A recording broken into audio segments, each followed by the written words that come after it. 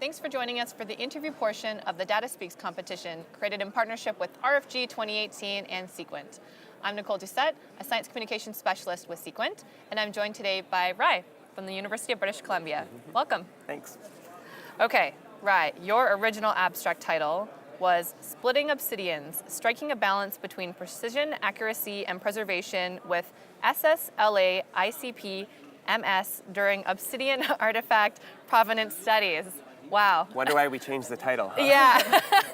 So what is your revised non-specialist abstract title? So we flipped it around from being method-oriented, which was our main research focus during this project, to being more outcome-oriented. So it's now entitled Increasing Our Confidence in the Interpretation or the Identification of the Geologic Source of Obsidian Belongings Found at Archaeological Sites. Great. And we use the name belongings instead of artifacts, specifically because the Musqueam people on whose territory we're sitting right now prefer that name for their objects they find.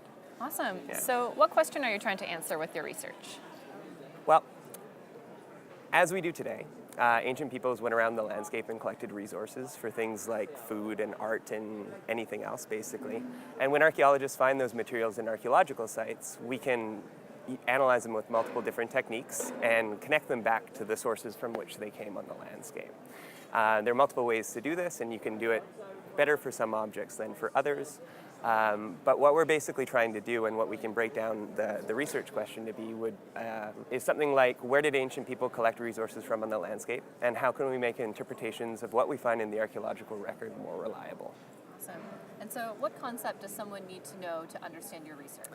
So we focus primarily on obsidian for this. Obsidian was highly valued by ancient peoples, and it actually has very different geochemical and structural characteristics from source to source, and the reason for that is actually the same thing. So when these lavas erupt onto the surface from erupting volcanoes, they're cooled really, really quickly to form obsidians. And that quick cooling both captures chemical and structural clues for where that formed, but it also allows that to be fractured into a very, very sharp edge. Now that edge is so sharp it's only about a couple molecules thick. And it's still used today in things like eye surgery and tendon surgery, places where you wouldn't want a lot of scar tissue forming. So it's so valuable, it's still used today. So that quick quenching is a very important concept. And if we can use that to understand the geologic processes that vary between the sources of obsidians, if we want to put what we find in archaeological sites back into context, then we have a more reliable tool. What role does data play in your research? Basically the whole thing. Data is incredibly important, and a lot of different attributes of data are what we seek when we're creating first this reliable framework of geology to fit the characteristics we find in belongings from archaeological sites back into. But also when we collect data, we can't destroy the belongings we find. So we have to find and manufacture new ways to collect this important information that contains multiple lines of evidence. So currently in BC, we use one line of evidence to do this. So what we've done is expand that to include multiple lines of evidence that point towards different volcanoes. We know the processes behind what causes those lines of evidence, so they're meaningful, and we can do that without destroying what we find in the archaeological record. And so why is it important for you to share your data and your research? This isn't for us. This is not our research. We are not supposed to be the gatekeepers of this knowledge. What we're trying to do is facilitate Indigenous communities being able to investigate their own histories and do so reliably and with the guidance of people that have studied things like volcanoes, where obsidian comes from.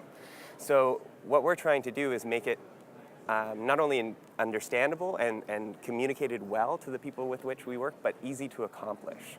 So we've manufactured these procedures that we've created so that we can have other people do what we've already done. So it's all about data reproducibility and sharing it in a clean, clear way, and also sharing that important framework within which they would place those belongings is absolutely key to the success of this project and the outcomes that we desire from it. Cultural resources are incredibly important to future generations of Indigenous peoples, and that's another reason that sharing this and having these communities be empowered to do this on their own is so valuable, is that we have this idea that the modern day people are separate from the ancient peoples, and that's not actually the case. It's a continuum.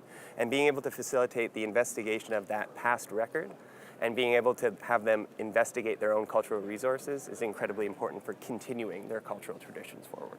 Great, thanks for sharing that. Thanks. Thanks for joining us today, Rai. It was my pleasure, thank you. Thanks.